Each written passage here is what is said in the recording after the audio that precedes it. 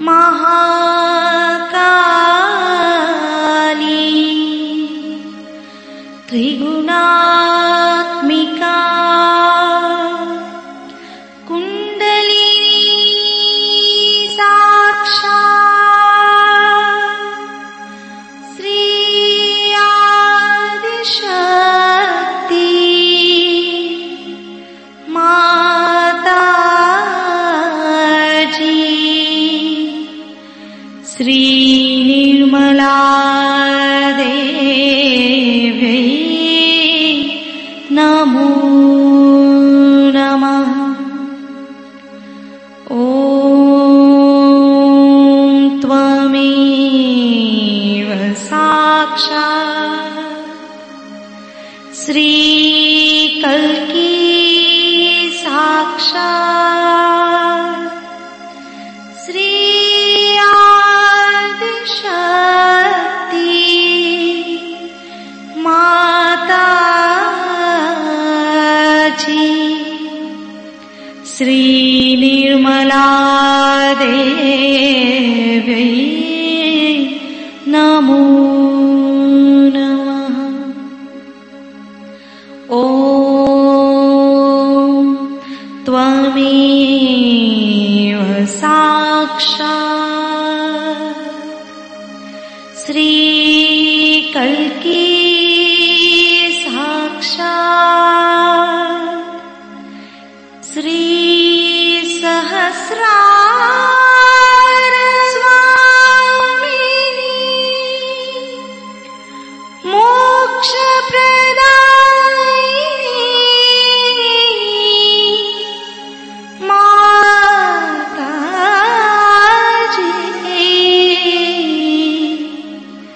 श्री निर्मला देवी नमो नमः।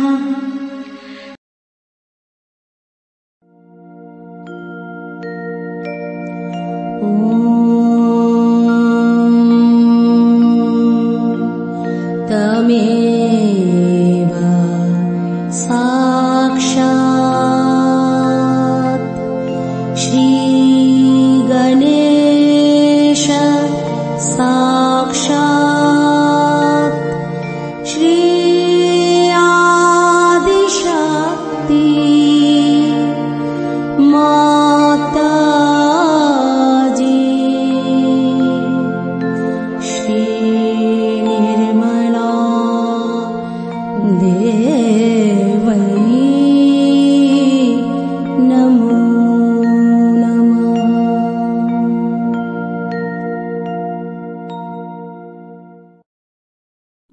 जय श्री माता जी।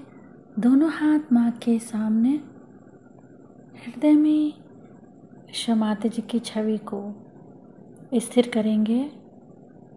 परम पूजनीय श्री माता जी, हम सभी के हृदय में अपना स्थान ग्रहण कीजिए। सेंटर हृदय में परम चैतन्य महसूस करते हुए श्री माता जी, हम सबको क्षमा कर दीजिए, हम सभी अज्ञानी हैं।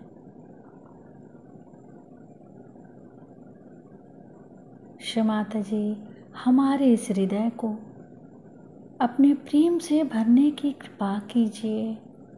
श्री माता जी, हमारे इस हृदय को प्रेम से भर दीजिए।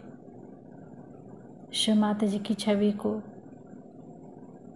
बीचों बीच हृदय में स्थिर करते हुए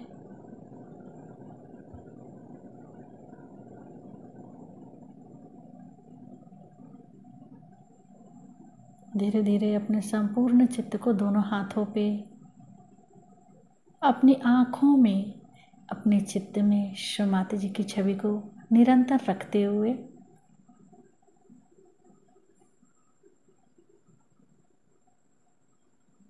दोनों हाथों में जो कुछ भी है उसको फील करेंगे। दोनों हाथों की एक अंगुलियों को, बीच के हथेली को देखते रहेंगे।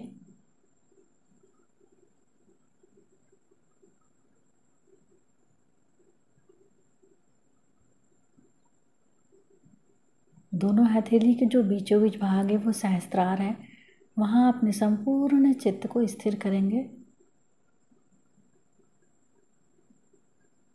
शिव माता जी, कृपा करके हमें वर्तमान में ला दीजिए। पूरा चित्त दोनों हथेली के बीचों बीच। शिव माता जी, हमारे ईड़ा और पिंगड़ा में संतुलन दीजिए।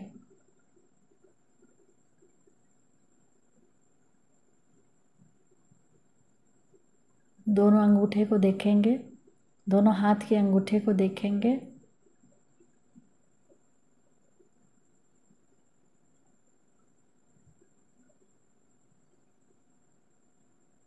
अपने तीनों स्वादिष्ठान चक्र को देखेंगे बॉडी में। लेफ्ट स्वादिष्ठान, राइट स्वादिष्ठान, सेंटर स्वादिष्ठान। पूरा चित्त राइट स्वादिष्ठान पे। क्षमाते जी,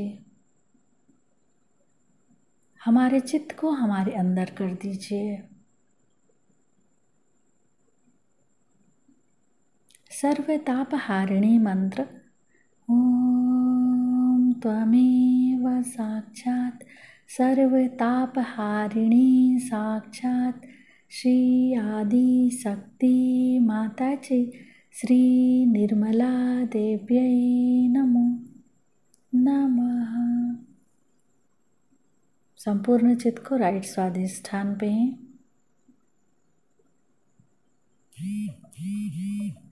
श्री माता जी, हमारे दाहिने स्वादिष्ठान में हमारे चित्त को स्थिर कीजिए। श्री माता जी, कृपा करके हमारे अंदर चित्त शक्ति दृढ़ कीजिए। चित्त शक्ति मंत्र ओम त्वमेव साक्षात् श्री चित्त शक्ति साक्षात् श्री आदि शक्ति माता जी श्री निर्मला देव्यै नमो नमः।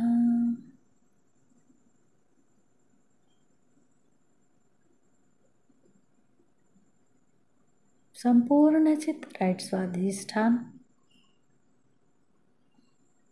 राइट स्वादिष्ठान से सिर के तालु भाग को जोड़ेंगे।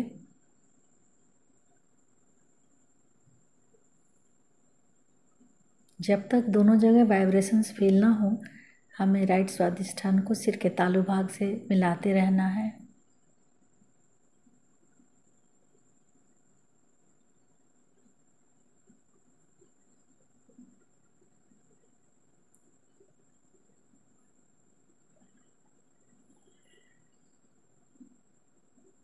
धीरे धीरे अपने संपूर्ण चित्त को सिर के तालु भाग पर स्थिर करेंगे।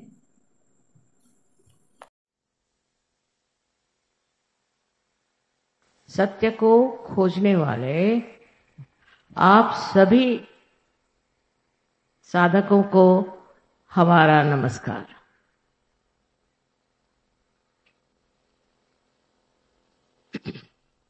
हम सत्य को खोज रहे हैं, किंतु कौन सी जगह खोजना चाहिए, कहाँ खोजना चाहिए, कहाँ ये सत्य छिपा हुआ है, ये पहले समझ लेना चाहिए। आप देखिए कि परदेश से हजारों लोग हर एक देश से यहाँ आते हैं और उनसे पूछा जाए कि तुम यहाँ क्यों आए, तो कहते हैं कि हम यहाँ सत्य खोजने आए। हमारे देश में तो सत्य नहीं, लेकिन भारतवर्ष में सत्य है, ये समझ करके हम यहाँ आए। और इस सत्य की खोज में हर साल हजारों लोग इस देश में आते हैं और हजारों वर्ष से आते हैं। आपने सुना ही होगा इतिहास में चाइना से और भी दूर देशों से लोग यहाँ आते थे और उनको पता नहीं कैसे मालूम था कि इस देश में ही सत्य निहित है, छिपा हुआ है। और उसकी खोज में वो दरी के अंदरों में घूमते थे, हिमालय पे जाते थे, हर तरह की प्रयत्न करते थे कि किसी तरह से हम सत्य को खोज, क्योंकि वो किसी भी धर्म का पालन करते हैं, लेकिन वो जानते थे कि सिर्फ इस धर्म पालन से हमें सत्य नहीं मिलेगा। ये तो एक मार्गदर्शक है, जैसे रास्ते पे इशारे पे लिखा जाता है कि रास्ता, किंतु इससे हम पाते नहीं। इसलिए इस अधूरेपन से परेशान हो करके वो अपने भारतवर्ष में आते थे। अब ये सत्य हमारे देश में था और है और अब भी है, और इस सत्य को पाना अत्यंत आवश्यक। अपने यहाँ की प्रणाली और प्रदेश की प्रणाली में बहुत अंतर है। वहाँ की जो ज्ञान की प्रणाली है वो इस तरह है कि अगर कोई बात कोई आदमी कहता है तो उसको फौरन वो देखने लगते हैं, उसका निरीक्षण करते हैं और उसका विश्लेषण करते हैं कि ये बात कहाँ तक सही है। ईसा मसीह ने भी अगर कोई बात कही तो उसका विश्लेषण हो जाता। उस विश्लेषण से जो असलियत है वो पता नहीं लगती और उससे दूसरे विद्रूप रूप सामने आ जाते। अब ये सोचना है कि अपनी देश की प्रणाली कैसी। एक तो इस देश में कोई तो विशेषता पवित्रता है कि यहाँ इतने ऋषि मुनि और इतने मनन करने वाले महान लोग हैं हजारों वर्षों, और वो बढ़ते बढ़ते 16वीं शताब्दी तक हम देखते हैं कि यहाँ गुरु नानक जैसे अनेक ऐसे साधु संत हो गए कि उन्होंने सत्य पे काफी कुछ लिखा, काफी कुछ कहा गया, समझाया गया। लेकिन हमारी जो प्रणाली है वो इस तरह की है कि जो ऐसे पहुंचे हुए पुरुषों ने लिखा है उसका हम वहां पर नहीं करते, उसको हम डिस्कस नहीं करते, उसको हम शास्त्रीय दृष्टि से नहीं देखना चाहते, क्योंकि वो पहुंचे हुए लोग हैं, वो ऊंची स्थिति पे हैं। वहां से उन्होंने अगर कोई बात कह दी तो उसको हम मान्य करके उस रास्ते पे चलते हैं।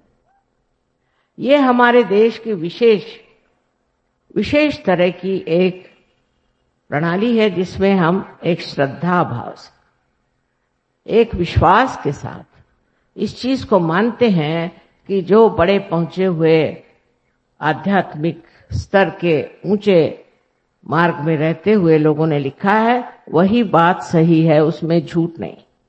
और उसको पड़तालने का, उसका विश्लेषण करने का हमें कोई अधिकार नहीं, क्योंकि हम कोई ऐसे बुद्धिमान नहीं, ऐसे हम पहुंचे हुए लोग नहीं, हमारे में इतने शास्त्र वगैरह का कोई ज्ञान नहीं है, नहीं हम गहराई से कोई चीज जानते। एक बार इस बात को समझ लेने पर हम श्रद्धा पूर्वक उस महान तत्वों को मानते हैं जो हमारे सामने इन ऋषि मुनियों ने रखा।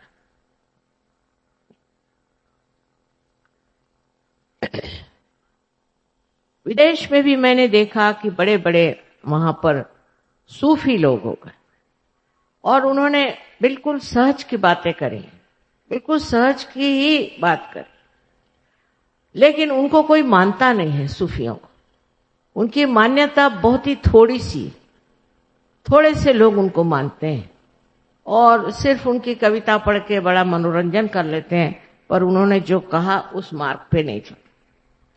ऐसे हरेक देश में भी बड़े बड़े सूफी हो गए। इंग्लैंड जैसे देश में भी विलियम ब्लेक जैसा एक बड़ा भारी संत हो गया, लेकिन उसकी बात कोई नहीं मानते हैं। और हमने तो कभी कॉलेज में भी उसका नाम नहीं सुना था, लेकिन हम जानते थे कि वो है। जब लंदन गए तो पहली मर्तबा हमने उनकी किताबें खरीदी। उसका कारण यह है कि विलियम ब्लेक पागल है, जितने भी सूफी थे सब पागल है, मतलब अपने ऋषि मुनि भी पागल है इनके हिसाब किताब से। इस तरह की जो अहंकारिता परदेश में है वो इस देश में नहीं थी ऐसा कहें, क्योंकि अब तो हम बिल्कुल परदेशी हो रहे हैं। हमें अपने देश के बारे में कुछ मालूमात ही नहीं, हमारे स्कूलों में बच्चों को कुछ मालूम ही नहीं। किसी बच्चे से हमने पूछा कि तुम अजंता के बारे में कुछ जानते हो, तो कहना ये अजंता हिंदुस्तान में है कि बाहर है। अपने देश की जो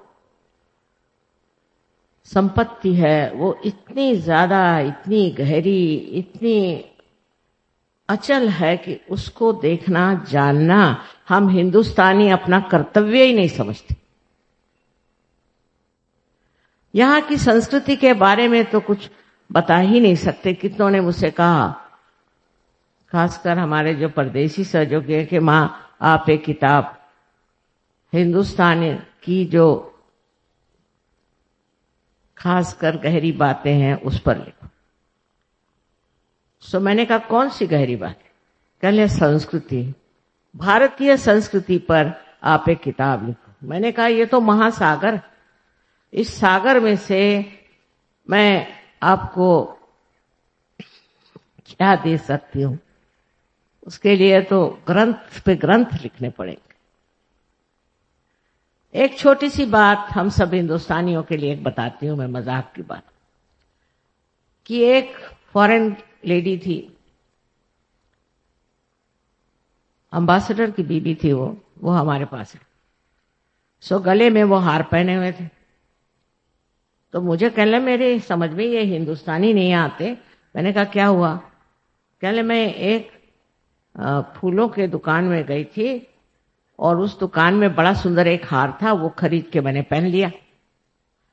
तो वो जो लड़की थी जिसने बेचा वो पेट पकड़ पकड़ के हंसने लगी और रास्ते में सब लोग मेरे ऊपर हंस रहे क्योंकि मैंने गले में हार पहन लिया। मैंने कहा अब इसको कैसे समझाएं? मैंने कहा भाई देखो, यहाँ कोई अगर आपका आदर करे तभी हार पहनाया जाता है। आप अपना ही आदर तो कर नहीं सकते, तो आप अगर खुद आदर करें अपना और हार पहन लें तो ये तो हिंदुस्तानी जो संस्कृति है उसके लिए एक बड़ी हास्यास्पद चीज है, इसे सबको हंसी आएगी।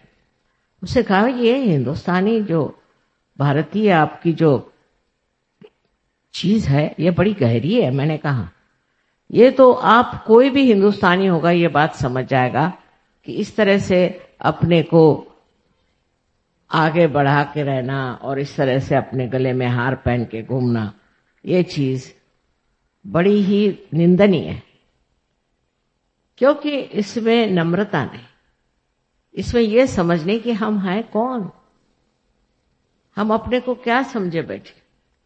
लेकिन इस बात को लेकर के मैं कहूंगी कि महात्मा गांधी ने जो आंदोलन चलाया था वो बिल्कुल उल्टा फिर गया। जब हम गांधी जी के साथ थे, उनके साथ रहे और उन्हीं के बहुत सारी बातचीत और उनका ढंग जो था वो था, हालांकि वो भी परदेश के पढ़े हुए थे, कि अपनी भारतीय संस्कृति को उभारना चाहिए, उसके बगैर ये संसार नहीं बच सकता।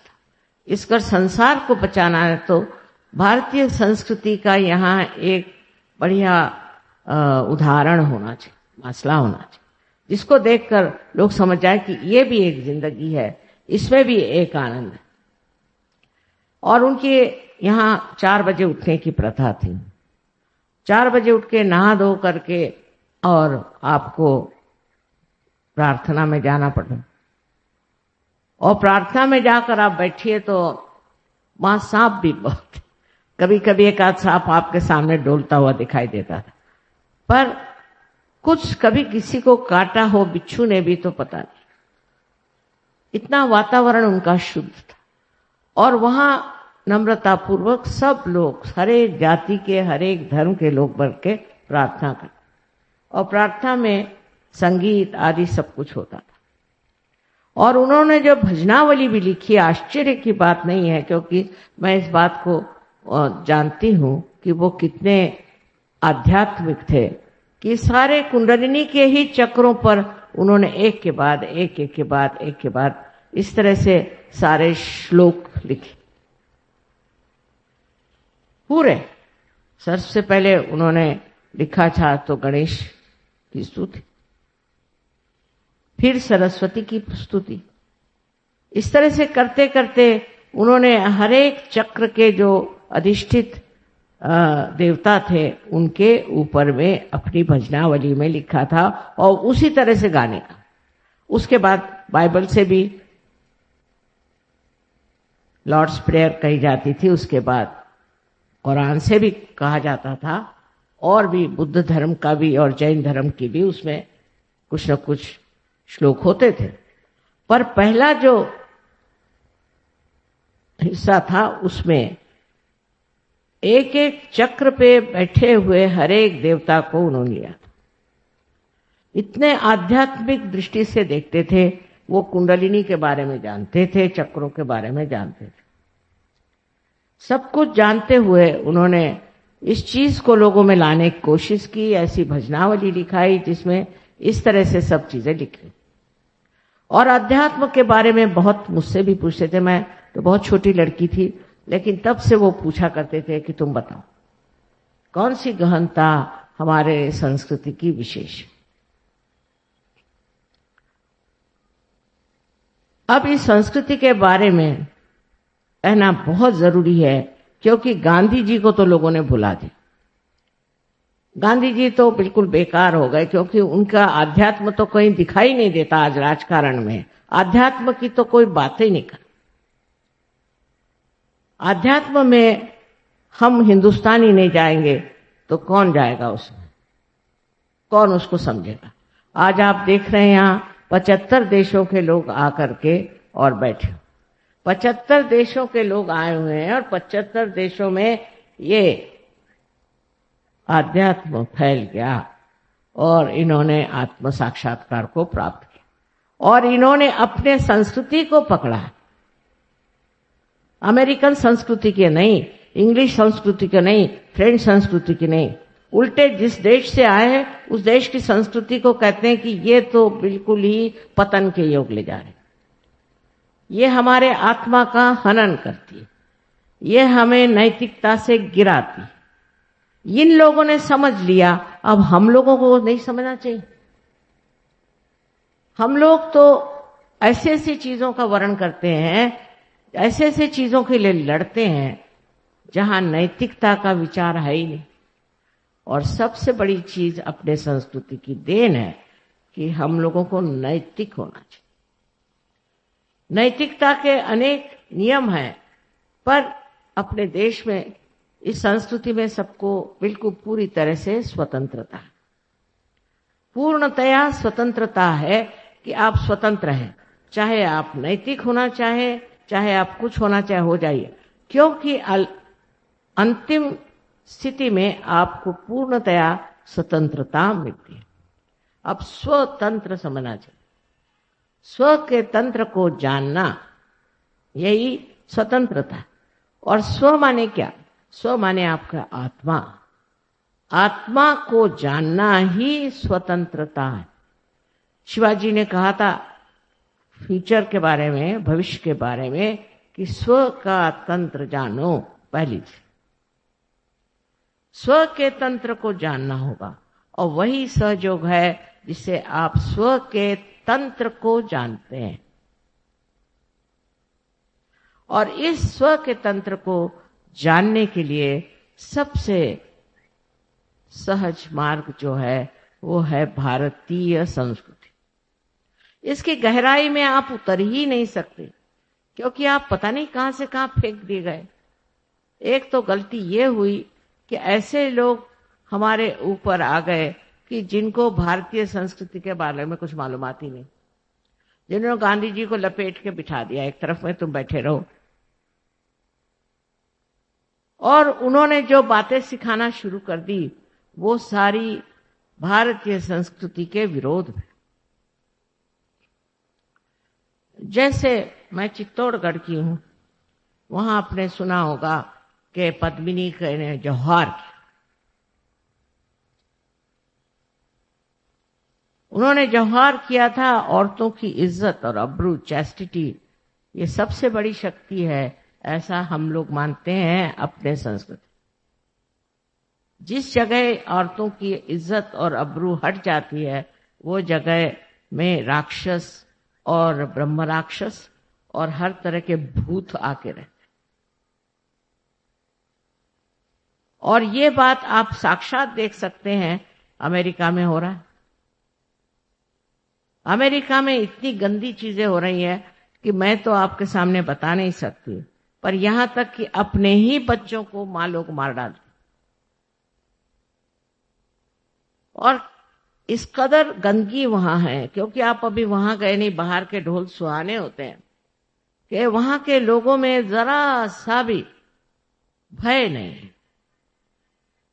परमात्मा का भय नहीं, परमात्मा की शक्ति का विश्वास तक है कि नहीं पता। सब कुछ पैसा, सब कुछ पैसा, किसी भी तरह से पैसा। हमारे एक वहां हैं, उनसे किसी अमेरिका के आदमी ने कहा कि भाई तुमको इतना इतना रुपया देता हूं, तुम फलानी औरत को मार डालोगे? उसे कहा ना मैं कभी नहीं मार सकता। कहा क्यों? कहले नहीं मैं नहीं मैं मारना नहीं चाहता किसी, क्यों मारो? कहले पैसे के लिए। कहले पैसे के लिए क्या? दुनिया के लिए मैं नहीं मार सकता। उसने कहा मैं तो मार दूंगा। कहा क्यों? क्योंकि इसमें पैसा मिलता है, सबसे बड़ी चीज है पैसा।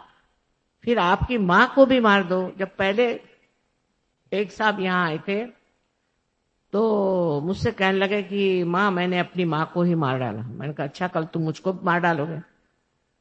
जो अपनी मां को मार सकता है और मां के प्रति जिसे श्रद्धा नहीं है वो हिंदुस्तानी नहीं हो सकता, वो भारतीय नहीं हो सकता। मां के तो बहुत वर्णन है और मां को तो हम शक्ति स्वरूप मानते हैं और उसी शक्ति की पूजा करते हैं। सबसे पहले सारे ग्रंथों में मां का,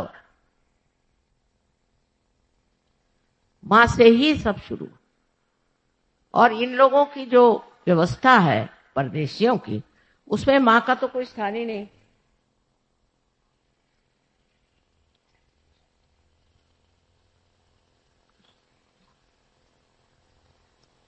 बहुत से देशों में तो देश का नाम भी बाप के नाम से, जैसे हम लोग भारत माता कहते हैं तो वो अपने देश को कहते हैं कि ये तो पुरुष है। उसमें से एक देश है जर्मनी। आप जानते हैं जर्मनों ने क्या किया? अब रो रहे हैं जो कुछ भी किया उसके लिए, पर किया तो सही। ऐसे भारतवर्ष के लोग नहीं कर सकते। अब हमारे यहाँ समझ की कितनी कमी है। एक किताब मैंने देखी जयपुर पे, वो जयपुर का कोई होएगा उसने लिखी होगी। मुझे हैरानी हुई कि वो कहता है कि जो जौहर पद्मिनी ने किया था मेवाड़ में, उसकी जगह अच्छा था कि वो खिलजी के चरणों में चली जाती, उसकी दासी हो जाती, तो ये झगड़ा ही ना खड़ा होता। 32,000 औरतों को जला दिया, ये कौन सा उन्होंने बड़ा काम किया? देखिए अकल की कहां पहुंचती है। उससे अच्छा था कि सबसे आप समझौता करते। अंग्रेजों से लड़ने की क्या जरूरत थी? उनसे समझौता करते, सबसे समझौता करके रहते तो अभी तक इतने लोग नहीं मरते। और जी कर करते क्या? इतने लोग अगर जीते भी तो करते क्या? क्या उनमें चीजें? आज जी रहे ना हिंदुस्तानी, इतने कर क्या रहे? क्या ये प्राप्त करने वाले? पैसा पैसा पैसा, इनकी भी खोपड़ी में घुस गया। और उसके लिए हम अपनी सारी जो मूल्य हैं उनको बेच डालें, उन सब मूल्यों को हम सत्यानाश कर दें जिसके सहारे हम जी रहे। और आपको पता होना चाहिए कि सारी दुनिया आपकी तरफ आंख लगाए बैठे कि आप कौन से मूल्यों पे उठने वाले हैं, कौन से मूल्य से आप जगने वाले हैं। कोई भी आपको बेवकूफ बना दे, आप बेवकूफ बन जाते हैं। अंग्रेजों ने बेवकूफ बनाया, अब और बेवकूफ बनिए। अनैतिकता को फैलाना जिनका काम है वो भारतीय नहीं हो सकते, क्योंकि नीति के सिवाय आप उठ नहीं सकते। नीति के सहारे आप उस परम को पा सकते। अगर आपने अंदर नैतिकता नहीं बैठी हुई तो आपका उद्धार हो नहीं सकता, आप नर्क में जाएंगे और आपका देश भी नर्क में जाएगा। जो लोग अनैतिकता को लेते हैं, जैसे देखा है हमने कि उन्होंने वहां पे हर तरह की स्वतंत्रता दे, अमेरिका किसी तरह से पैसा कमाना है, फिर औरतें अपनी इज्जत बेचे, चाहे शराब के आप गुत्ते खोलिए, चाहे कुछ करिए, किसी तरह से पैसा कमाना है। और पैसा कमा करके ये नए अमेरिका का देश है क्या? आपको पता है सब पे कर्जा है, उस देश पे कर्जा है। हमारे यहां से इतने लड़के वहां गए, इतने पढ़े लिखे, मैंने कहा यहाँ आए क्यों? कल यहाँ बड़ी तनख्वाहें मिलती थी, पैसा मिलता था इसलिए आए। अच्छा, अब पैसा गया कहाँ? सब पे क्यों इतना कर्जा है? हर एक बच्चे पर कर्जा। मैंने कहा भाई ये हिंदुस्तानी होकर तुम्हारे ऊपर कर्जा क्यों हुआ? सोचने की बात है कि आप बड़े भारी इंजीनियर हो गए, डॉक्टर्स हो गए, चार्टर्ड अकाउंटेंट हो गए और यहां कर कर्जे में बैठे हो कि अब तुम वापस नहीं जा सकते। कल यहाँ पे जो लाइफस्टाइल है, यहाँ के जो रहन सहन है, उसमें तो कर्जा हो ही जाता। बेवकूफ जैसे वो लोग भी वहां ऑर्डर दे के ये चीज मंगा, वो चीज मंगा, और वो कार्ड रखते हैं, कार्ड, और सब कर्जे में है, किसी के पास कुछ पैसा नहीं। आप गए वहां और वहां जाकर आपने कर्जा कर लिया, फायदा क्या? कुछ कमाया नहीं, कुछ नहीं, और वहां आप कर्जे में बैठे हुए हैं। हाँ, बड़ा बढ़िया आपके पास आलीशान सोफा होएगा, कारपेट होएगी, ये होगा वो होगा, हर सब कर्जे से। और वहां कर्जा करना कोई बुरी चीज समझी ही नहीं जाती, तो आप कर्जे पे कर्जा करते जाओ। ऐसी संस्कृति जहां अनैतिकता इतनी हो, वहां होना ही है। इसको अलक्ष्मी कहते हैं, अलक्ष्मी का कोप, कि दिखने को ऊपर से तो दिखाई देता, अंदर कुछ नहीं, अंदर कर्जा। और हम उनसे क्या सीख सकते हैं? वो यहां सीखने आते हैं और हम उनसे क्या सीख सकते हैं? इन लोगों से कुछ भी सीखने का नहीं। ये कहने में कोई भी डर की बात नहीं है कि अपने देश जैसा महान देश कोई नहीं, और हमारे भारतीय संस्कृति जैसी कोई भी संसार में संस्कृति नहीं। इसकी जो गहराई है उसको तक पहुंचना ही मुश्किल हो जाता है, क्योंकि हम भी इतने बेकार हो गए हैं। इस भारतवर्ष में लोग इतने बेकार हो गए कि प्याज के पीछे में वोट देते हैं। अरे सारी दुनिया हंस रही। अभी हमारे सहयोगी बाहर से आए तो सब एक एक थैला प्याज लेके आए। बताओ, शर्म करो, शर्म करो इस बात। बेवकूफ बनाना तो बहुत आता है लोगों को, लेकिन बेवकूफ बनना हिंदुस्तानियों को आता है। अभी ये लोग सब गठरी भर भर के अपने साथ प्याज लाए। मैंने कहा प्याज क्यों लिया? कल आपके देश में प्याज की इतनी कमी है कि सरकार बदलना चाहते हैं। मैं कहा है ये तो है, एक बात हो गई, लेकिन अब तुम शर्मिंदा मत करो हमें। वो दिन गए जब कि देश के लिए लोग लड़ते थे, सब कुछ अपना त्याग किया। हम खुद कितने बार मार खाई, इनकी क्या क्या किया। मैं पूछती हूँ जो आज इतना अधिकार लगा रहे हैं, इनके बाप दादा ने भी कुछ किया देश के लिए, या इन्होंने कुछ किया है देश के लिए? जब संग्राम इस देश में हुआ था, जब लड़े थे लोग, जेल में गए, लाठी खाई, मार खाया, घर द्वार मिटा दिए, तब इनमें से कोई लोग थे क्या वहां? अब बैठ गए अधिकार जमा के कि ये नहीं होना चाहिए, वो नहीं होना चाहिए। मैं देख देख के हैरान हूं कि अनैतिक चीजें लाने में इतना झगड़ा हो रहा है।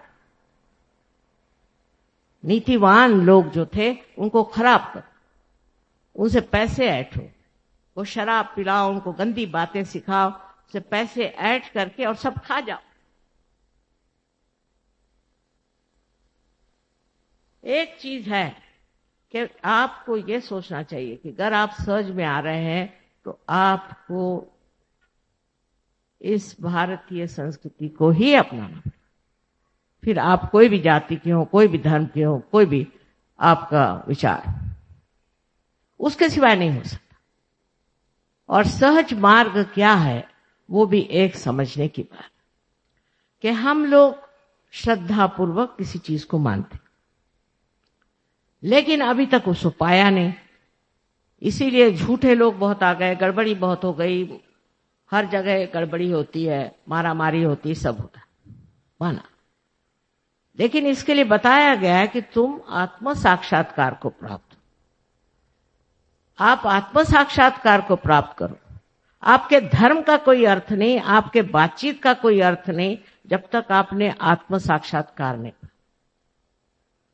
बुद्धि से नहीं हो सकता, ये बुद्धि से परे चीज है, ऐसे आइंस्टीन ने कहा है। अब लो और कौन चाहिए आप, ये बुद्धि से परे चीज है, बुद्धि से आगे है। सारे शरीर को, बुद्धि, मन को, सबको अगर तुम मानते भी हो तो ये कोई शाश्वत चीज नहीं है। शाश्वत चीज जो है वो बुद्धि से परे, जिसे परम चैतन्य कहते हैं, उसको उसने टॉर्शन एरिया कहा हुआ है आइंस्टीन ने। वो बेचारा, वो भी एक आत्म साक्षात्कारी था, वो कह गया, उस पर मार लोगों ने लगा दिया, साइंस हर जगह। इसने कहा टॉर्शन एरिया, तो वो कहा है कैसे मिलेगा, कैसे पाएंगे, मिल ही नहीं सकता, क्योंकि ये जो टॉर्शन एरिया है ये आत्म साक्षात्कार के बाद ही प्राप्त होता। तो पहले आत्म साक्षात्कार करिए। अब उसके लिए बहुत से झूठे लोग निकल आए अपने देश में, बहुत से तांत्रिक निकल आए, वो कुछ दौर धंधा कर रहे हैं, कुछ हीरा दे रहे हैं, कोई कुछ कर रहे हैं, उसी में फंसे जा रहे हैं। ये आत्म साक्षात्कार को प्राप्त करना सहज मार्ग से बहुत ही सुलभ हो गया, सबको बहुत आसानी से मिल सकता। इसमें कोई भी ऐसी बात नहीं कि आप सर के बल खड़े हो जाओ, कि आप घर द्वार छोड़ दो, आप बाल बच्चों को छोड़ दो, कोई करने की जरूरत है। आपके ही अंदर ये शक्ति है, आपके ही अंदर त्रिकोणाकार अस्थि में ये शक्ति है। ये मैं कह रही हूं, ऐसी बात नहीं, अनादिकाल से यहां लोगों ने कहा है।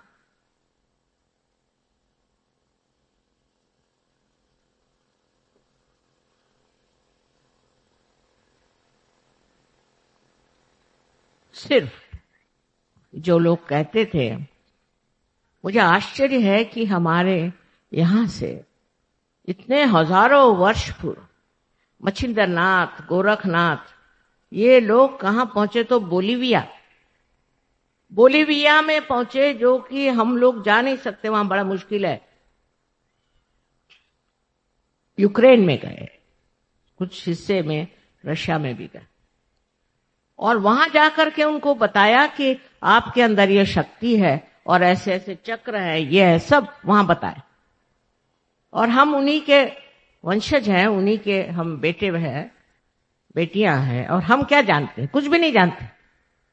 वो बोलीविया के लोग सब जानते हैं, पर वो कह रहे इसकी जागृति हमें नहीं आती, इस कुंडलिनी की जागृति लेकिन हमें आती नहीं, बाकी हम सब जानते हैं। हम एक बार वहां गए और एकदम आग लग गई, जैसे हजारों लोग बोलीविया के पार हो, पर हमें तो वो ज्ञान भी नहीं और हम जानते भी नहीं। हमारे किताबों में इस मामले में कोई लिखता भी नहीं और न कोई बताता है। मानो हमको काट दिया, उस महान संस्कृति से, उस महान ज्ञान से हमको काट दिया, और काट करके हम अजीब एक पता नहीं कौन से देश के लोग बन गए। न तो अंग्रेज है, न धड़ हिंदुस्तानी है, न धड़ ये है, पता नहीं क्या बन गए हम लोग, हमें कुछ मालूमात ही नहीं। लोगों ने कहा अच्छा कुंडलिनी माने, कुंडलिनी माने, कुंडली की कुंडलिनी माने क्या, किसी को मालूमात ही नहीं है। सोचिए, इसमें जो सागर भरा हुआ है, इस देश सागर भरा। अभी एक साहब मेक्सिको से आए थे, वो यहाँ पर एम्बेसडर हैं, तो मैंने उनसे कहा कि आपके यहाँ जो है बहुत ज्यादा भूत विद्या। कहले अच्छा, मैंने कहा मैं तो गई थी, मैं जानती हूँ भूत विद्या बहुत है वहां। तो कहले वो साइकोलॉजी से चला जाना। मैंने आपकी साइकोलॉजी, साइकाट्री जो है वे एक बच्चे जैसी, उसकी चाइल्ड साइंस, उसमें कुछ है ही नहीं। आपको जानना है तो मैं बताऊंगा कि ये भूत विद्या, हमारे यहाँ जो साइकोलॉजी साइकाट्री है वो कितनी गहन, एक एक बातें उसके अंदर लिखी हुई है, और वो मैं समझाऊंगी तुमको। तो वो बेचारे बहुत ज्ञान पिपासु हैं, ज्ञान जानना चाहते हैं, लेकिन मेरे पास जब टाइम होगा तो बैठ कर उनको मैं समझाऊं। पर आप सोचिए कि आपके देश में इतना गहन यहां ज्ञान का भंडार पड़ा हुआ है, और आप कहां भाग रहे हैं, क्या कर रहे हैं आप लोग? जो देश आपके हिसाब से ऊंचे उठ गए, बड़े अग्रसर है, उनको जाके देखिए ना आप लोग। देखा नहीं? मैंने तो देखा है। वहां के लोग सुखी हैं क्या? अगर सुखी होते तो यहां क्यों आते? यहां आनंद को खोजने क्यों आते? वो तो ऐसी चीज है कि आज आपको एक छोटा सा घर चाहिए, फिर मोटर चाहिए, फिर फलाना चाहिए, फिर वो चाहिए, जो मिलता है उससे आप सुखी नहीं, उसके बाद दूसरी चीज चाहिए, उसके बाद तीसरी चीज चाहिए। तो उसके पीछे इतने भागने की जरूरत क्या? कोई समाधान नहीं, कोई संतोष नहीं। लेकिन सहज में ये सब मिल जाता है। सहज में आपको पूर्णतया समाधान और संतोष मिलता है। पर सहज मार्ग भारतीय संस्कृति पे बसा हुआ है, विदेशी संस्कृति नहीं चलेगी उसमें। जो सहज में आना चाहता है और आत्म साक्षात्कार लेना चाहता है, उसको पता होना चाहिए। अब ये औरतों को देखिए, बाहर से आई साड़ी आड़ियां पहन के बैठे हुए। इसका मतलब नहीं कि अब वो हरे रामा जैसे कूदते फिरिए, उसकी जरूरत नहीं। असलियत को पाना है, रियलिटी को पाना है, तो गहराई से उतर करके और इसमें समाना पड़ेगा, इसको समझना पड़ेगा। इसमें कोई ऐसी बात नहीं है कि जो आप नहीं कर सकते, क्योंकि आप इस महान देश में पैदा। ऐसा लिखा जाता है शास्त्रों में कि भारतवर्ष में पैदा होने के लिए हजारों वर्षों की पुण्याई काम आती। बताइए, हजारों वर्षों की पुण्याई के बाद मैं क्या देख रही हूं, कैसे लोग पैदा हो।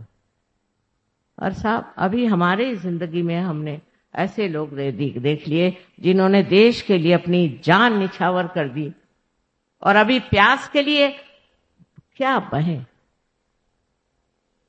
शर्म की बात। पद्मिनी ने 32,000 औरतों को लेकर जौहार कर दिया।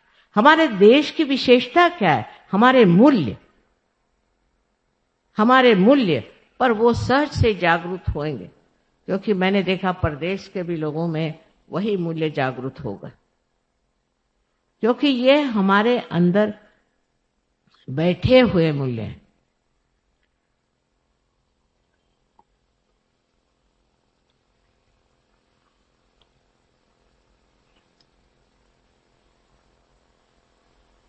जो जगमगा रहे हैं अंदर, जो अंदर प्रज्वलित हैं, जो सूर्य के जैसे चमक रहे हैं, ये सब मूल्य हमारे अंदर। और फिर इस पृथ्वी तत्व का इतना महत्व, लेकिन हमने अगर ढक दिया, अपने ही को ग्रहण लगा लिया, तो ये मूल्य आपको कैसे दिखाई देंगे?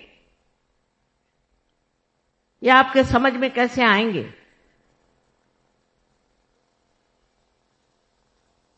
कोई एक तरह का पर्दा हो तो बात करें। कबीरदास जी ने कहा था, बहुत सुंदर सब कुछ लिखा है उन्होंने सहज के बारे में, पर लोग समझ नहीं पाते, लोग नहीं समझ पाते। जैसे कि ईड़ा पिंगला सुख मन नाड़ी। अब लोगों क्या, ईड़ा पिंगला क्या है? ईड़ा पिंगला चीज क्या? उनको नर्वस सिस्टम मालूम है, ऑटोनॉमस नर्वस सिस्टम मालूम है, पर यही ईड़ा पिंगला और सूक्ष्म नाड़ी जो है वो है, ये नहीं मालूम। उसके बारे में कुछ जानते ही नहीं। उन्होंने लिखा, सैया निकस गए मैं ना लड़ी थी। तो हमारे लखनऊ में लोग रहते हैं, उनको मैं कहती हूँ तुम लोग दिल फेंक बहादुर हो। तो वो सैया को सोचते हैं कि सैया माने उनका कोई तो भी लवर या कोई प्रेमी है, वो निकल गया, वो नहीं रोई। मैंने कहा कबीर को ये सबसे करना क्या है? वो क्या रोमांटिक थे क्या? उन्होंने ये कहा कि मेरी जिंदगी निकल गई, मैं मृतप्राय हो गया, तो भी मैं उससे लड़ा नहीं, मृत्यु के साथ मैं लड़ा नहीं। तो वो आप सोचिए कि विपर्यास हमने कितना कर दिया, कितना उसको बदल दिया, परवर्ट कर दिया कि जैसे सुरती चढ़े कमान। ये कुंडलिनी को सुरती कहने वाले कबीर को हमने सुरती को, बिहार में सुरती कहते हैं तंबाकू को। बिहार का जो हाल है सो देखिए, एक एक बिहार में महान लोग हो गए, बुद्ध हो गए, महावीर हो गए एक तरह से, और मेरे ख्याल से गुरु गोविंद साहब का भी मैंने वहां देखा है। इस तरह से अनेक वहां पीर हो गए, कितने लोग हो गए इस बिहार में। जैसे कि एक सरोवर में कमल उग जाए, अनेक कमल उग गए।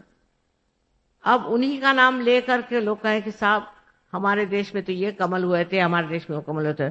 आप तो कीड़े हैं अब भी उसी में, आप क्या बात कर। आपको कमल होना है तो सहज में उतरो। सहज में उतरना कठिन नहीं है, सहज, पर सहज में रहना कठिन। आदमी को जो आदत हो गई इधर से खाना खाने की, वो ऐसे सादा खाना नहीं खा सकता। सहज में आप पार हो जाएंगे, आत्म साक्षात्कार आप प्राप्त कर लेंगे, इसमें कोई शंका नहीं। विशेष करके खास कर आप अगर भारतीय हैं तो सर आपको, चाहे आप कोई भी जाति के, मुसलमान हिंदू कोई हो, आपका फर्क नहीं पड़ता। लेकिन इस आत्मा को प्राप्त करने के बाद उसमें जमना पड़ता। जैसे बीज है वो प्रस्फुटित हुआ और उसमें से अंकुर निकल भी आया हो तो भी उस अंकुर को वृक्ष होना पड़ता। वही हम लोग मार खा जाते क्योंकि चारों तरफ वातावरण ही खराब है। सिर्फ हम लोग वातावरण उसको सोचते हैं कि जो गैसी है, जिससे गैसेस निकल रही है, नहीं नहीं, विचार से भी वातावरण हुआ और उसमें से अंकुर निकल भी आया हो तो भी उस अंकुर को वृक्ष होना पड़ता। वही हम लोग मार खा जाते क्योंकि चारों तरफ वातावरण ही खराब है। सिर्फ हम लोग वातावरण उसको सोचते हैं कि जो गैसी है, जिससे गैसेस निकल रही है, नहीं नहीं, विचार से भी वातावरण बहुत खराब होता है। इसकी भी प्रक्रिया बहुत खराब है। चारों तरफ से विचारों का आंदोलन जो चलते रहता है। खासकर हमारे अखबार वाले जो हैं वो तो एक कमाल के लोग हैं, पता नहीं कौन से देश के रहने वाले। मुझे तो भारतीय नहीं लगते, उनमें से किसी को भी भारतीय संस्कृति के बारे में कुछ मालूमात नहीं। बहुतों ने कहा कि माँ हम आपका एक सेमिनार या कुछ भी कहिए करने वाले हैं जिसमें सब हमारे अखबार वाले आए। मैंने कहा ना ना ना ना ना ना, मुझे उनसे बात नहीं करनी, उनके बस का नहीं, उनके बस का नहीं। रात दिन इससे उसको लड़ाओ, उससे उसको लड़ाओ, इससे झगड़ा करो, उससे झगड़ा करो, इसके सिवा और वो कुछ नहीं करते। पर अभी 30 देशों से यहाँ आए थे, 30 देशों से यहाँ आए थे लोग, जर्नलिस्ट आए थे और उन्होंने कहा कि माँ हम चाहते हैं आपकी एक मीटिंग। और आश्चर्य की बात है कि 30 देश के जितने भी वहां से आए हुए थे सबके सब पार हो, सबको आत्म साक्षात्कार मिल गया और सबके हाथ में ठंडक आने लगा। लेकिन जिनका दिमाग चालाकी में चलता है, जो लोग चालाकी करते हैं, इधर से उधर झूठी बातें बनाते घुमाते हैं, ऐसे चालाक लोगों को सहयोग नहीं कुछ कर सकते। सहयोग चालाकों के लिए नहीं है, उसी तरह से मूर्खों के लिए भी नहीं। जो आदमी चाहता है हृदय से कि हमें आत्म साक्षात्कार हो, वही प्राप्त कर सकता। फिर उसके बाद जिंदगी बदल जाती है, उसके बाद मजा आने लगता है, उसके बाद अनेक तरह के आशीर्वाद आप पे आते हैं और आप जानते हैं कि परमात्मा आपको देख रहा है, आपकी हर एक गतिविधि को संभाल रहा है, आपके हर एक मूवमेंट को संभाल रहा है, आपके साथ हर जगह खड़ा। नहीं तो लोग कहते हैं हम तो रोज मंदिरों में जाते थे और इतनी हमने पूजा करी, शिव जी हम पे खुश नहीं हुए, फलाना नहीं हुआ, ठिकाना नहीं हुआ, सबकी शिकायतें। अरे पर तुम्हारा तो संबंध ही नहीं हुआ उनसे। जब तक आपका संबंध नहीं हुआ, मस्जिदों में गए कहे हमारे घुटने फूट गए, शिव जी नहीं मिले, वहां पर हमको परमात्मा नहीं मिले, हमें वहां आशीर्वाद नहीं मिला, सुकून नहीं मिला। कैसे मिलेगा? क्योंकि वहां तुम्हारा कोई संबंध नहीं। कुरान को भी किसी ने पढ़ा नहीं है मेरे ख्याल से ठीक ठाक से। अगर पढ़े तो समझ में आएगा कि सारा सहयोगी वर्णित है उसमें। उनका खुद ही जो जिसे क़यामा कहते हैं, जिसको कहते हैं, वो किस तरह से ऊपर चढ़े और किस तरह से सफेद घोड़े पे बैठ के ऊपर चढ़े, कैसे 7 स्तरों पे उठे, वो सारा सहयोग है।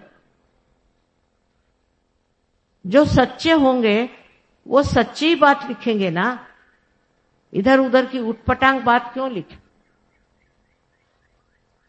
ये तो उन्होंने बाद में नीति बना दी कि ऐसे नहीं करो, ऐसे नहीं करो, लोगों को बचाने के लिए।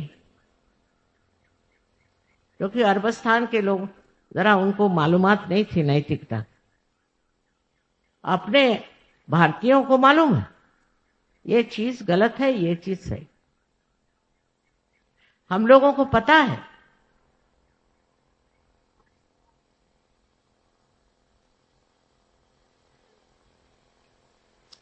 एक लड़का अंग्रेजी पढ़ने गया था कैम्ब्रिज में, उसने बताया, मुझे बड़ी हैरानी होती है कि ये लोग हर एक चीज को सोचते हैं कि एक बड़ा भारी आवाहन है, चैलेंज है। मैंने कहा कैसे? मुझे कहने लगे कि तुम ड्रग क्यों नहीं लेते? उनका मुझे नहीं लेना ड्रग, हमारे नीति में नहीं बैठता। कल ये कहाँ की नीति निकाल रहे हो? ड्रग लो, हम लोग सब ड्रग लेते, तुम भी ड्रग लो। ये तो तुम्हारे लिए चैलेंज है, तुम्हारी नीति के लिए चैलेंज है। उसने कहा मुझे नहीं ऐसा चैलेंज फैलेंज चाहिए। तो कह ले माँ, ये लोग तो सोचते हैं कि शराब पीना एक चैलेंज है, ड्रग लेना एक चैलेंज है, एड्स होना भी चैलेंज है। अच्छा, नर्क जाना भी एक चैलेंज है इनके हिसाब से। उनका तो सारी बुद्धि भ्रष्ट हो गई, मति भ्रष्ट है। और क्या कहें? अगर कोई कहे कि ये बड़ी अच्छी चीज है तो इसे क्या कह सकते हैं? एड्स वाले लोग तो मैंने कोशिश करी कि उनके दिमाग ठीक करें, तो वो तो मेरे सर पे चढ़ गए। कल हमने तो एक बलिदान किया। मैंने कहा काहे का बलिदान किया? कहने लगा कि देखो हम तो एक बड़े भारे फाइटर्स हैं, हम बड़े भारे लड़ाका लोग हैं, हम फलाना टिका। मैं नमस्कार, तुम ऐसे लड़ते रहो और अपनी जिंदगी बर्बाद करो, और क्या करें? तुम तो कुछ आगे जाने वाले नहीं, वो तो स्पष्ट दिखाई दे रहा। तो इस तरह के वहां पर लोगों की प्रवृत्ति, कोई भी गलत काम करना एक चैलेंज। और हिंदुस्तानियों को सोचते हैं कि ये डरपोक हैं भारतीय लोग, बिल्कुल बेकार। और अब तो कमाल जो हो गई हम लोगों की, वो प्यास के मारे ऐसी शर्म लगती है मुझे कि अरे ये क्या इन लोगों ने हमारी दशा कर दी कि बिल्कुल ही हम लोग गए बीते बिल्कुल बेकार लोग हो गए। और इस दिल्ली शहर में कम से कम कितने ही लोग सहयोगी हैं? हजारों हजारों की तादाद में सहयोगी हैं। और पता नहीं कैसे ऐसी बातें यहां हो गई। अकल ही मारी गई है ना, जैसे पंजाबी कहते हैं मत मारना, वो चीज। और ये चीज इतने जल्दी हो जाएगी ऐसे मुझे कभी संभावना नहीं। मैं सोचा था कि ठीक है अभी थोड़े दिन मैं बाहर काम करके आऊं फिर देखूंगी, तो यहाँ तो हालत ही खराब हो गई है। तो पता नहीं कैसे लोग पैदा हो गए यहाँ पर। अब ये कह सकती ये घोर कलयुग है, मान लो, नहीं तो इंसान इतना बदल नहीं सकता। और इस कलयुग में एक भ्रांति नाम की चीज होती है, वो दिमाग पे काम कर, वो जब दिमाग पे आ जाए तो कुछ दिखाई नहीं देता कि अच्छा क्या है, बुरा, बुरी बात कौन सी, नीति कौन सी, अनीति कौन सी, इसका तारतम्य नहीं रहता, इसका कुछ पता ही नहीं चलता कि ये ले या वो ले। इसी घोर कलयुग में ही सहजाना है, ये लिखा हुआ। नल दमयंती आख्यान में नल ने एक बार कली को पकड़ा, उसकी गर्दन पकड़ी कि मैं तुझे मार डालूं, क्योंकि तुमने मुझे बहुत सताया, मेरे बीबी से मेरा विछोह कर दिया, मैं तुमको मार डालूंगा। तो कली ने कहा कि अच्छा बाबा, मेरा महात्म्य तो सुन लो, फिर मार डालना। तो कहा तुम्हारा क्या महात्म्य, तुम तो दुष्ट हो। कले नहीं, मेरा एक महात्म्य यह है कि कलयुग में लोगों में भ्रांति हो जाएगी, भ्रांत हो जाएंगे, माने बौखला जाएंगे, और उसी वक्त हजारों लोग जो कि गिरी कंदरों में खोज रहे हैं परमात्मा को, सत्य को, वो आशीर्वादित हो। वो लोग अपने आत्मा का अनुभव करें, उनको आत्म साक्षात्कार। इसलिए कली युग जो है बहुत जरूरी है, उसके बगैर ये होने नहीं वाला, और इसके बगैर मनुष्य इसे प्राप्त नहीं करेगा, इसको नहीं खोजेगा। ये जब बताया गया तो नल ने उसको छोड़ दिया, अच्छा आने दे तेरा कलयुग।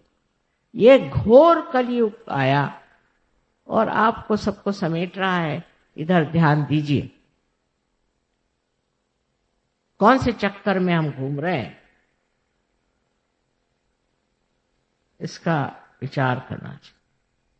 सहज के मार्ग में आने के लिए आपको कुछ नहीं देना, पैसा नहीं देना, कुछ त्यागना नहीं, कुछ नहीं, इस तरह की चीज है ही नहीं। सिर्फ आपके अंदर बसी हुई कुंडलिनी का जागरण करना, और जब वो जागृत हो जाती है तो अपने ही आप वो सहस्त्रार में समा करके और इसका भेदन करके और चारों तरफ फैली हुई ये सूक्ष्म चेतन शक्ति उसे एकाकारी कर देना। तो सादी बात है, आपका आज तक उस सूक्ष्म शक्ति से कोई संबंध ही नहीं आया, आपने आज तक उस सूक्ष्म शक्ति को महसूस ही नहीं किया, उसको जाना ही नहीं, और बगैर जाने बगैर ही आप भगवान का नाम ले रहे हो, मंदिरों में जा रहे हो और दुनिया भर के उपद्रव कर रहे हो। मस्जिद में जाने से क्या होगा, वो दिखाई दे रहा है, किसके अकल आई है, सब आपस में मरे जा रहे हैं। और मंदिरों में जाकर के क्या हो रहा है, जहां पैसे खाए जा रहे हैं, दुनिया भर का भ्रष्टाचार आ रहा है। ये क्या साक्षात नहीं है कि ये गलत, इससे कुछ न कुछ लाभ नहीं, उसके लिए कोई नहीं और चीज करनी चाहिए। ये सामने दिखाई दे रहा है, इसका साक्षात है, सामने साफ जो चीज दिखाई दे रही उसको पहचानना चाहिए कि ये रास्ते ठीक नहीं, इसमें कोई फायदा नहीं, ये बेकार की चीज है। जो पाना है अपने अंदर, अंदर के अंतरात्मा को जब तक हम प्राप्त नहीं करते, तब तक इस अंधकार में न जाने कहां से कहां हम लोग भटक जाएंगे। इसलिए पहला जरूरी चीज है कि आप इस अंधकार से उठें और आत्मा के प्रकाश में क्या अच्छा और क्या बुरा, इसको पहले जानें। पर आत्मा का प्रकाश जब आता है तो सिर्फ इतना ही नहीं होता, ये नहीं सिर्फ होता है कि आप निरक्षीर विवेक जिसको कहते हैं वो जान ले, किंतु आपके अंदर जो सत्सत विवेक बुद्धि है वो बड़ी प्रबल हो जाती, और आप सिर्फ जो सही होगा वही करते हैं, जो आपको नष्ट करेगा, जिसे अंग्रेजी में सेल्फ डिस्ट्रक्टिव कहते हैं, वो काम आप करेंगे ही नहीं। और सारा ही काम आप अत्यंत प्रेम से करते, अत्यंत दुलार से, प्रेम से सारी बात करते। मेरे लिए भी बड़ा मुश्किल है कि कोई कठिन शब्द कहे। आज लेकिन मैं तैयारी से आई थी कि आप लोगों से कहूंगी कि और बेवकूफी मत करो, बहुत बेवकूफी कर चुके। अब ये जो सहज के मार्ग से आप पाते हैं, पहले तो आप अपने अंदर शांति को प्राप्त करें। अपना देश शांति प्रिय, इस देश ने किसी भी देश पे आगाड़ी नहीं करी, किसी भी देश को लूटा नहीं, किसी भी देश की जमीन अपने हाथ नहीं। ये शांति कहाँ से आई? इतने हजारों वर्षों से हमने इतनी द्विधा उठाई, तो भी ये चीज कहाँ से? ये इस धरती की विशेषता, जिस धरती पे आप बैठे हैं उसी धरती की विशेषता है कि हम लोग शांति प्रिय लोग। अगर कोई हमारे ऊपर आक्रमण करता है, अटैक करता है, तो जरूर हम उससे लड़ेंगे, लेकिन किसी के यहाँ जा करके और हम खुराफात नहीं करते। इस तरह की व्यवस्था अभी तक अपने यहाँ नहीं, और देशों में है, अपने यहाँ उचकाएं उसको, उस पर झगड़ा लगाएं, वहां जाके बॉम्ब छोड़े, ये सब हम लोग नहीं करते। ये नियंत्रण हमारे ऊपर अपने आप आया हुआ, स्वयं आया, तो अंदर की शांति प्रस्थापित होती। फिर घरों में, अपने संसार में, अपना जो छोटा सा संसार है उसमें भी शांति है। बच्चों में शांति, शांति बहुत जरूरी है। जहां शांति नहीं होती वहां पेड़ नहीं उग सकते, वहां कुछ भी प्रगति नहीं हो सकती, एक दूसरे को काट मारने में खत्म हो जाते हैं। पर सहयोग से जो शांति प्राप्त होती है उससे उन्नति होती है। अभी सहयोग में कितने ही बच्चे हैं जो कहां से कहां पहुंच गए, कभी वो सोचते भी नहीं थे कि हम इसे प्राप्त करेंगे, इतना हमें मिलेगा, इतना ज्ञान और इतनी समृद्धि, और हर तरह से पूरे पूरे हो गए, भर गए, तबीयत भर गए। अगर मैं किसी को एक छोटी सी भी चीज देना चाहूं तो कहेंगे मां पहले ही तुमने तो सब दे दिया, अब क्या दे रहे हो। ऐसी स्थिति अंदर में स्थापित हो जाती है, और ये जो समाधानी स्थिति है, इससे पूरी तरह से आपसी रिश्तेदारी, आपसी प्यार, आपसे सब।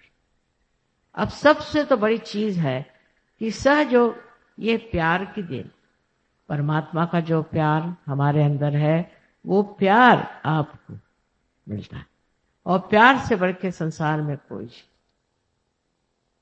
जिसने प्यार की महिमा जानी उसके लिए फिर और चीजों की कोई जरूरत नहीं, सारे मूल्य उसके स्थापित हो जाते हैं। प्यार ही वो पानी है जिससे कि अपने देश का जो ये बड़ा सुंदर पेड़ है ये सजीव हो जाए। आपसी प्यार, आपसी दोस्ती, अगर हमारे अंदर आपसी प्यार होता और आपसी एकता होती तो क्या मजाल है कि हमारे ऊपर किसी और का राज्य हो सकता था। आपसी प्यार, आपसी दोस्ती, आपसी एकता आने के लिए सहयोग चाहिए। इससे कलेक्टिव कॉन्शियसनेस, जिसे हम कहते हैं सामूहिक चेतना, स्थापित होती। दूसरा कौन है? सब एक जीव हो जाते। अब देखिए इतने दूसरे दूसरे देश से लोग आए हैं, अनेक धर्मों का पालन करने वाले, इनमें जो एक जीवता है, इनमें जो समाधान है, एकात्मता है, वो आपको कहीं नहीं मिले।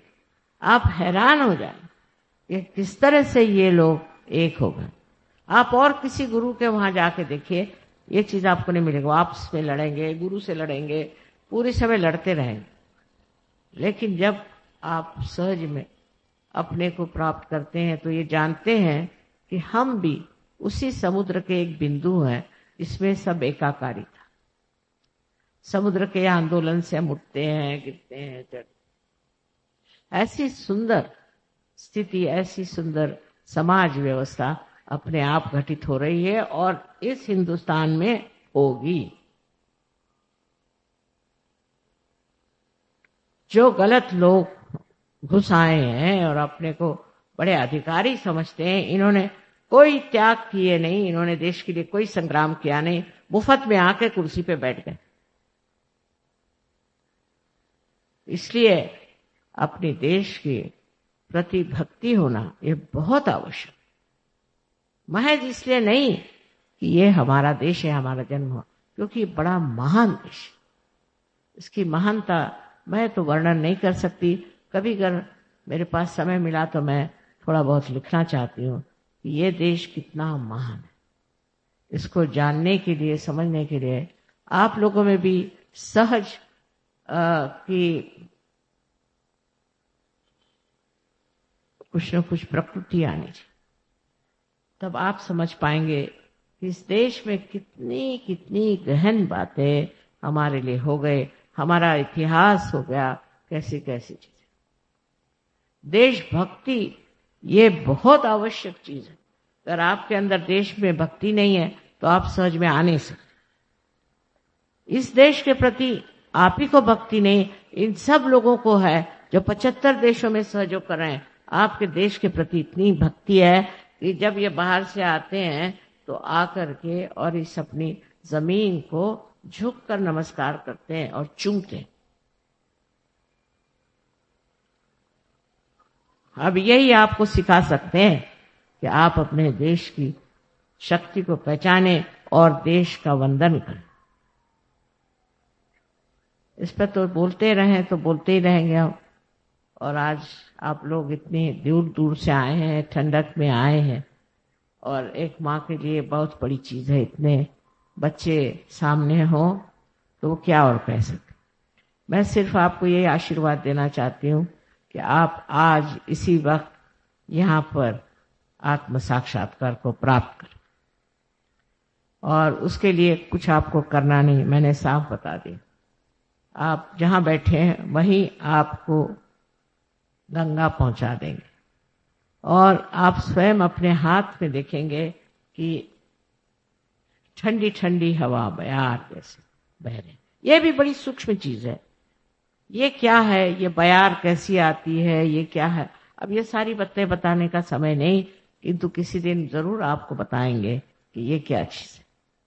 यही चैतन्य का प्रभाव जो हमारे अंदर से बह रहा है, और इसी के दम पर कितनी चीजें आप कर सकते हैं। अपना शारीरिक, मानसिक, बौद्धिक तो आप ठीक कर ही सकते हैं, पर औरों का भी ठीक कर सकते हैं। ऐसे आप महान हैं, और आप कीचड़ में कर फंसे रहे तो मैं उसे क्या कर सकता। आपसे अब इतनी विनती है कि 10 मिनट के लिए और ज्यादा से ज्यादा आपको इसे प्राप्त करना।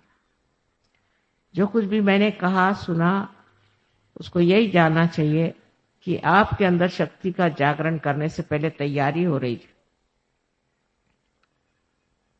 उसके बगैर नहीं हो सकता। कायरों का काम नहीं है, और मैंने आपसे कहा कि मूर्खों का भी काम।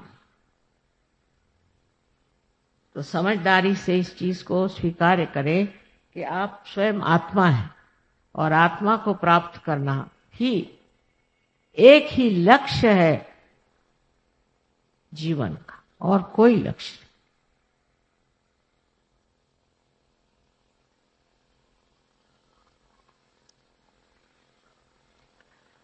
अच्छा, अब इसके बाद सिर्फ इतना कहना है कि आपने अगर जूते उते पहने हो तो उसको हटा के रख, जिससे ये कि ये आपकी, मैंने पहले कहा कि ये भारत माता के पता नहीं कितने ऋषि मुनियों ने पवित्र की हुई जगह है ये, और इस जगह का जो पुण्य प्रताप है उससे आप क्या क्या प्राप्त करेंगे ये देखना।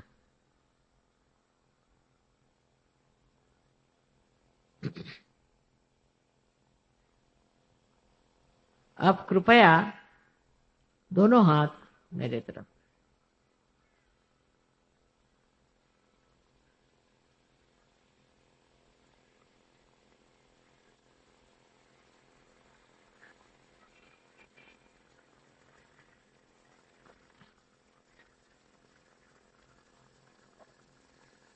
अब ये हाथ मेरी ओर करें, और ये हाथ राइट हैंड आपके तालू के ऊपर, जो कि एक पहले स्निग्ध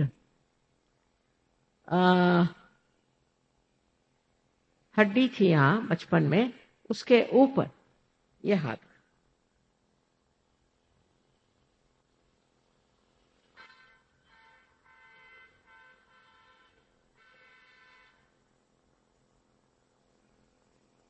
अब अपना ये हाथ राइट हैंड मेरे ओर कर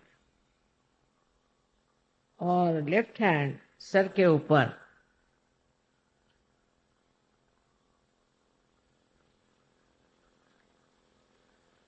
फिर से तालू पर ऊपर रखे अधांतर में, माने उसके ऊपर नहीं रखना, अधांतर में। देखिए अब इसमें से कोई ठंडी ठंडी या गरम हवा आ रही है क्या, बयार आ रही क्या, ऐसे देखिए। किसी किसी को बहुत ऊपर तक आती है, किसी को सामने आती, पीछे आती। जरा हाथ ऊपर घुमा के देखें। अब लेफ्ट हैंड मेरी तरफ करें और राइट हैंड फिर सर पे और देखें कि ठंडी ठंडी हवा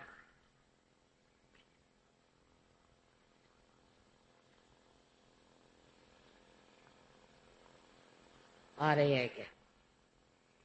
हो सकता है गर्म आ रही हो, क्योंकि आपको सबको माफ करना है। आप सबको माफ कर दीजिए।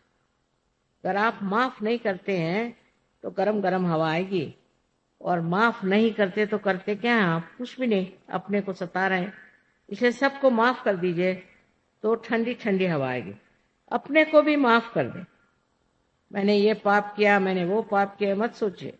अपने को भी माफ कर दीजिए, पूरी तरह से माफ कर।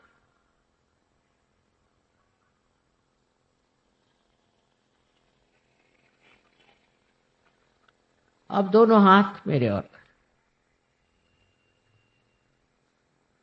Please put both the hands towards me please.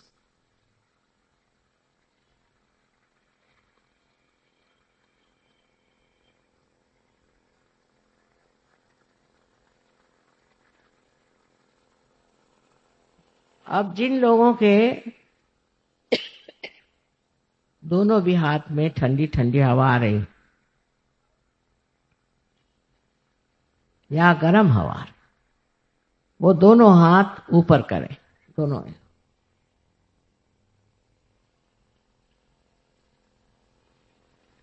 यहां से वहां तक सबको अनंत आशीर्वाद, सबको अनंत आशीर्वाद। आपने तो प्राप्त कर लिया, आपका बीज तो प्रस्फुटित हो गया। अब इसके वृक्ष बनाए, और इसके इतने वृक्ष जितने आप लोग हैं बन जाएं, तो फिर क्या करें। तब फिर ये कलयुग कितने दिन टिक सकेगा। सत्य युग तो आ ही रहा है, लेकिन उसका अभी प्रकाश पूरी तरह से फैला नहीं। आप ही उसके प्रकाश देने वाले, आप ही लोग हैं। और मुझे पूर्ण विश्वास है कि आप लोग सहजों को फैलाएंगे। हर एक आदमी एक एक हजार आदमी को पार कर सकता है। हर एक औरत एक एक हजार औरतों को पार कर सकती है। और सबको चाहिए कि कोशिश करके और पार करें, लोगों को पार करें, माने आत्म साक्षात्कार। आप सबको मैं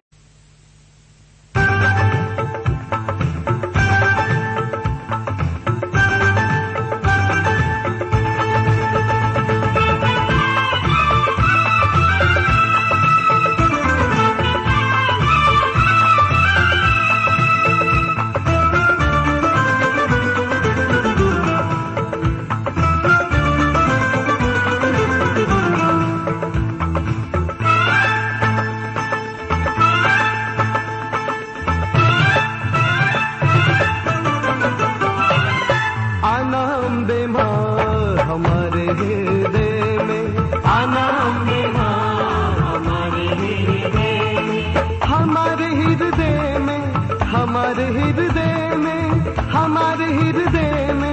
हमारे हृदय में आना अम्बे माँ, हमारे हृदय में।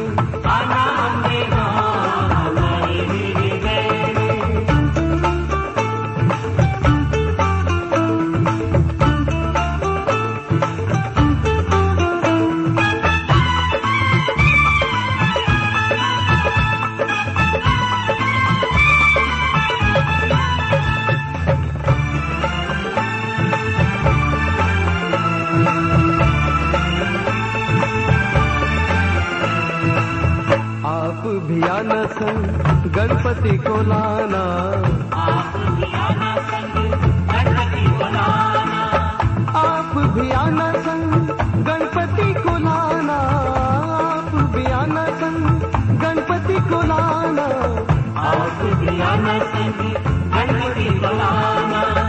लड्डुओं का भोग लगाना हृदय में, लड्डुओं का भोग लगाना हृदय में, आना अम्बे माँ हमारे हृदय में, आना अम्बे माँ हमारे हृदय में।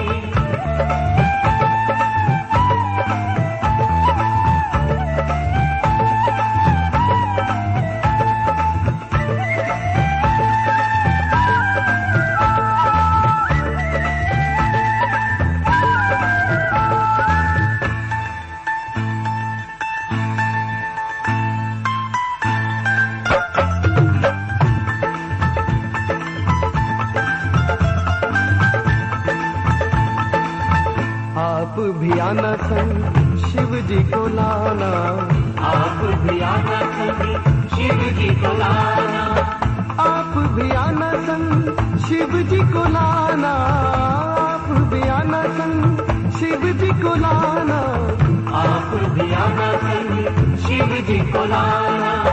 डमरू की नाद सुनाना हृदय में, डमरू की नाद सुनाना हृदय में, आना अम्बे माँ हमारे हृदय में, आना अम्बे माँ हमारे हृदय में।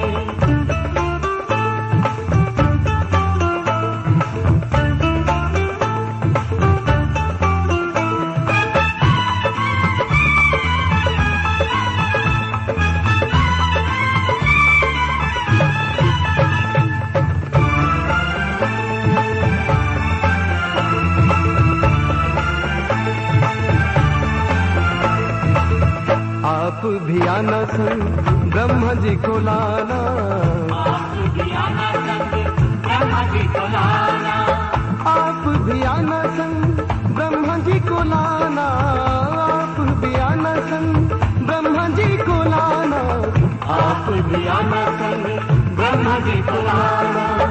आत्म ज्ञान सुनाना हृदय में, आत्म ज्ञान सुनाना हृदय में, आना अम्बे माँ हमारे हृदय में, आना अम्बे माँ हमारे हृदय में।